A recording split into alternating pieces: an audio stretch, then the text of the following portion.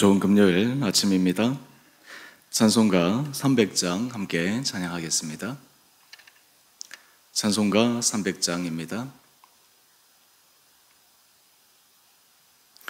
내 맘이 낙심되며 근심에 눌릴 때 주께서 내게 오사 위로해 주시네. 가는 길 캄캄하고 괴로움 많으나 주께서 함께하며 내 짐을 지시네.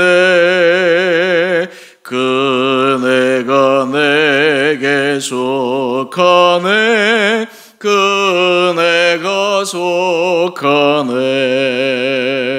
이 괴로운 세상 지날 때 그네가 속하네. 희망이 사라지고 친구 날 버릴 때 주 내게 속삭이며 새 희망 주시네. 싸움이 맹렬하여 두려워 떨 때에 승리의 왕이 되시 주 음성 들리네. 그네가 내게 속하네. 그네가 속하네. 이 괴로운 세상 지날 때 그네가 속하네. 번민이 가득 차고 눈물이 흐를 때 주 나의 곁에 오사 위로해 주시네. 환난이 닥쳐와서 어려움 당할 때 주님의 능력이 원수를 이기네.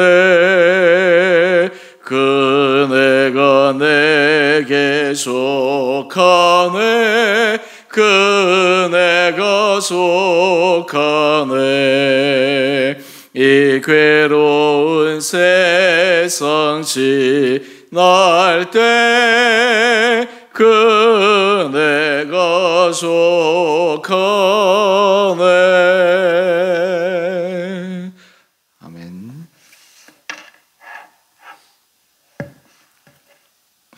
오늘 말씀 사무엘상 17장 1절에서 11절까지입니다.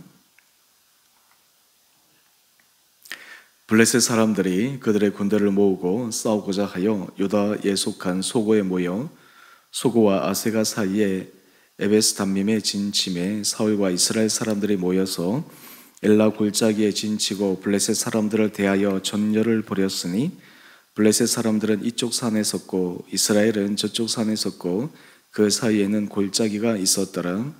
블레셋 사람들의 진영에서 싸움을 도두는 자가 왔는데 그의 이름은 골리앗이요 가드 사람이라. 그의 키는 6규빗 한 뼘이요 머리에는 노토구를 썼고 몸에는 비늘 갑옷을 입었으니 그 갑옷의 무게가 놋 5,000세겔이며 그의 다리에는 놋 각반을 쳤고 어깨 사이에는 놋 단창을 메었으니 그 창자루는 배틀째 같고 창날은 철 600세겔이며 방패된 자가 앞서 행하더라. 그가 서서 이스라엘 군대를 향하여 외쳐 이르되 내가 어찌하여 나와서 전열을 벌였느냐. 나는 블레셋 사람이 아니며 너희는 사울의 신복이 아니냐. 너희는 한 사람을 택하여 내게로 내려 보내라. 그가 나와 싸워서 나를 죽이면 우리가 너희의 종이 되겠고 만일 내가 이겨 그를 죽이면 내가 우리의 종이 되어 우리를 섬길 것이니라. 이 블레셋 사람이 또 이르되 내가 오늘 이스라엘의 군대를 모욕하였으니 사람을 보내어 나와 더불어 싸우게 하라 한지라. 사울과 온 이스라엘이 블레셋 사람의 이 말을 듣고 놀라 크게 두려워하니라. 아멘. 좋은 금요일 아침입니다. 오늘도 예배로 하루를 시작하고 또 말씀이 우리 삶에 힘을 주는 은혜 시간 되기를 원합니다. 오늘 본문 말씀은 블레셋과 이스라엘이 다시 싸움을 하게 되는 장면을 소개합니다.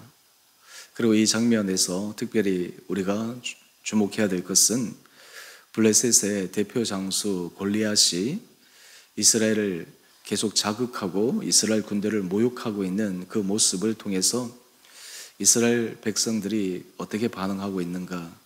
사실 오늘 전쟁 상황이지만 이 상황을 우리의 삶에 다른 차원에서 적용시켜 보았을 때 우리는 믿음 안에서 용기 있고 담대하게 나가는 자인가 한번 질문하며 또 주께서 우리에게 새로운 힘 더해 주시기를 소망함으로 말씀 묵상하기를 원합니다. 사울이 그의 나라를 이끌 때 늘 크고 작은 전쟁이 있었습니다. 다시 블레셋과의 전쟁에 마주하게 됩니다. 이 블레셋은 가나안 땅 지역의 한 부분을 차지하고 있기에 숙명적으로 이 두 나라는 싸울 수밖에 없었습니다. 대척점에 서 있을 수밖에 없었던 것이죠. 잠시의 평화는 찾아올지 모르겠지만 끊임없는 전쟁, 불안, 이것은 그들을 늘 괴롭혔습니다.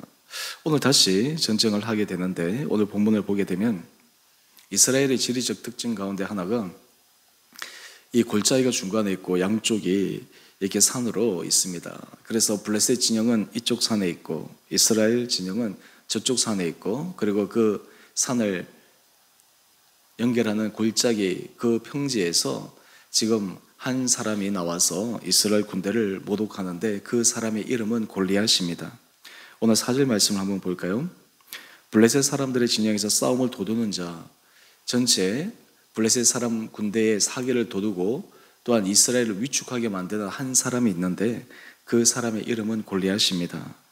이 사람은 가드 사람인데 이 사람에 대해서 신체적 조건을 소개하는데 키는 6규빗 한 뼘이라고 소개하고 있습니다. 여러분 한 장 넘겨보시면 본문 해설에도 그 부분을 설명을 하고 있습니다. 또 그리고 우리 큐티 왼쪽 하단부에 보게 되면 규빗은 보통 성인의 팔꿈치에서 중지까지 약 한 45cm 정도 길이라고 표현되어 있습니다. 이렇게 환산해 보았을 때 6규빗 한 뼘은 거의 3m에 달하는 키입니다. 여러분 우리도 주변에서 키 큰 그런 사람들 또 덩치도 있는 사람들 TV를 통해서 보는데 이 3m 그러면 거의 상상이 안 갈 만큼 큰 사람입니다. 뿐만 아니라 이 거대한 신체 조건을 갖고 있는 사람이 여러 가지 외적으로 찬 장비를 보게 되면 노트구를 썼고 몸에는 비늘 갑옷을 입었는데 그 갑옷의 무게가 놋 5,000세겔 뒤에 본문 해설에 나오는 것처럼 거의 한 57kg에 가까운 무거운 갑옷을 입고 있습니다. 창자루는 배틀채 같고 창날은 철 600세겔이다. 그 6.8kg, 그 7kg 해당되는 것이죠. 이 골리앗이라고 하는 그 인물, 그 한 사람을 보았을 때 이스라엘 백성들은 주눅들 수밖에 없었습니다. 블레셋 입장에서는 이 골리앗을 내세우면서 이스라엘이 이 골리앗과 붙어 싸울 수 있는 사람이 과연 누가 있을까? 누가 나오든 무조건 우리는 승리하게 되어 있다. 그래서 블레셋 군대가 취한 전략 가운데 하나는 이 골리앗과 1대1 싸움을 벌여서 모든 전쟁의 승패를 결정짓자라고 하는 것이었습니다. 오늘 그 내용이 바로 8절 이하에 나옵니다. 골리앗이 얘기합니다. 나는 블레셋 사람이고 너희들은 사울의 신복이 아니냐. 한 사람을 택해서 내게로 보내라. 그리고 우리 9절 말씀 한번 보십시오. 나와 싸워서 나를 죽이면 우리가 너희의 종이 되겠고 만일 내가 이겨 그를 죽이면 너희가 우리의 종이 되어 우리를 섬길 것이니라. 이 말에는 굉장한 자신감, 자만감이 들어 있습니다. 골리앗 입에서 나오는 이 말은 너희 이스라엘 군대 가운데 누가 나와 대적할 사람이 있겠느냐? 누가 나와 싸워서 이길 수 있겠느냐? 그리고 실제로 이스라엘 군대에 속한 많은 사람들 가운데 감히 이 거인 골리앗과 맞서 싸울 만한 용기 있는 장수 군인도 없었습니다. 오늘 그러면서 이 골리앗은 계속해서 이스라엘 군대를 자극합니다. 오늘 10절입니다. 내가 오늘 이스라엘 군대를 모욕하였으니 사람을 보내어 나와 더불어 싸우게 하라. 계속 자극을 주고 있지만 어느 누구도 이 골리앗의 말에 대응하지 못합니다. 그저 두려워 떨 뿐이었습니다. 이때 상황을 성경은 어떻게 묘사하고 있습니까? 우리 10절 말씀을 한번 보십시다. 사울과 온 이스라엘이 블레셋 사람의 이 말을 듣고 놀라 크게 두려워하니라. 여러분, 실제 상황적으로는 두려워할 수밖에 없는 상황입니다. 아무리 잘 훈련되어진 사람이라 하더라도 이 신체적 조건에서 열세이면 참 그것을 만회하기가 쉽지가 않죠. 요즘 현대전 같은 경우에는 먼 거리에서 다른 좋은 무기를 사용해서 적을 상대를 제압할 수 있다 손치더라도 이 고대 같은 경우에 직접 맞닥뜨려서 싸움을 해야 되는 그 상황에서는 이 신체적 조건은 그야말로 극복하기 어려운 장애물입니다. 오늘 사울도 그러하고 이스라엘 모든 사람들, 그 전쟁에 참여한 사람들이 이 한 사람 골리앗의 그 기세와 골리앗의 그 말에 눌려서 두려움에 크게 떨고 있었다라는 것입니다. 상황적으로는 충분히 그럴 수 있습니다. 우리가 오늘은 살펴보지 못하지만 이런 상황을 반전시킬 수 있는 그 유일한 길은 눈에 보이는 골리앗, 눈에 보이는 사실에만 집착해서 두려워 떠는 것이 아니라 전능하신 하나님, 모든 상황을 주관하신 하나님을 바라볼 수 있는 믿음의 눈이 있느냐. 사실 이것이 이스라엘 백성들에게 원하시는 하나님의 마음 아니겠습니까? 오늘 이러한 전쟁의 상황이 우리의 삶의 자리에도 늘 펼쳐집니다. 마치 우리는 이 골리앗과 같은 거인과 같은 거대한 우리를 맞서는 그 현상들이 우리를 옥죄일 때가 있습니다. 때로는 관계 문제가 골리앗처럼 해결할 수 없는 거대한 장벽으로 느껴질 때가 있습니다. 때로는 건강도 그러합니다. 때로는 물질도 그러합니다. 그럴 때 일반 사람들이 느끼는 그 첫 번째 감정은 두려움입니다.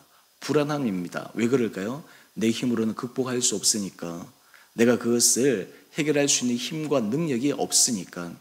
오늘 그런데 하나님께서 우리에게 주시는 마음은 어떤 마음일까요? 두려워하는 마음이 아닙니다. 불안해하는 마음이 아닙니다. 그런 마음이 든다고 하더라도 거기에 함몰되는 것이 아니라 모든 상황을 주관하시는 전능하신 하나님을 바라볼 수 있느냐, 그리고 하나님 앞에 우리가 기도하며 은혜를 구하며 나아갈 수 있는가. 여러분, 그런 의미에서 우리가 하나님을 믿는 사람들, 예수 그리스도를 주라 고백하는 사람들은 이 세상에 감당치 못할 용기를 가진 사람입니다. 왜 그렇습니까? 모든 생사화복의 주관은 하나님께 있다라고 하는 것을 믿는 사람들이 우리입니다. 당장 눈에 보이는 사람에 의해서 일이 결정되어지는 것 같지만 그 모든 것을 결정하시는 분은 하나님이시다. 눈에 보이지 않는 것 같고 어떻게 보면 힘이 없는 것 같지만 거기에 하나님의 능력을 믿고 바라보는 사람들이 우리 그리스도인들입니다. 특별히 우리가 사순절 기간 예수 그리스도를 깊게 묵상할 때 세상 사람들은 예수님이 지신 십자가는 패배의 상징이었습니다. 연약함의 상징이었습니다. 하지만 믿는 우리들은 그 십자가의 그 사건은 패배의 사건이 아니라 나중에 부활의 승리의 사건이요 과정임을 믿습니다. 죽는 것 같은데 삽니다. 실패하는 것 같은데 주의 나라에서 놀라움으로 승리하고 성공하게 됩니다. 오늘 하나님께서 우리 안에 이런 은혜 마음을 허락하여 주시기를 원합니다. 우리가 신앙생활을 할 때 가장 중요한 것 가운데 하나는 우리 심령을 잘 관리하는 것입니다. 우리 심령 속에 외적 여러 가지 일어난 일들로 말미암아 환경에 주눅들고 위축되어서 우리 마음이 두려움으로 가득 차 있다면, 우리 안에 초조함으로 불안함으로 가득 차 있다면 그때 우리가 해야 할 일은 지금 이 상황에서 모든 것을 주관하시는 전능하신 하나님을 보는 것입니다. 눈을 들어 하늘을 바라보는 것입니다. 하나님 앞에 은혜를 구하는 것입니다. 우리가 예배할 때 주께서 주시는 은혜가 무엇입니까? 예배할 때마다 주님은 우리에게 내가 너와 함께 하겠다, 임마누엘 되신 주님의 은혜를 경험합니다. 내 힘으로는, 내 능력으로는 이 상황에서 어찌할 수 없지만 주님의 은혜 아래 서게 되면 주님께서 선한 길로 인도하신다라고 하는 굳건한 믿음이 생기게 됩니다. 그때 우리의 마음은 이상하게도 현실을 바라보면 불안합니다. 현실을 바라보면 답답합니다. 그럼에도 불구하고 주님 앞에 우리의 마음을 집중하기 시작하면 주의 주시는 은혜 평강이 우리를 지킵니다. 그렇기 때문에 우리는 기대하며 그 길을 걸어갈 수가 있습니다. 오늘 본문 말씀 여기까지만 묵상했지만 이 두려운 장면을 깨는 한 사람이 있었습니다. 바로 그 사람은 다윗입니다.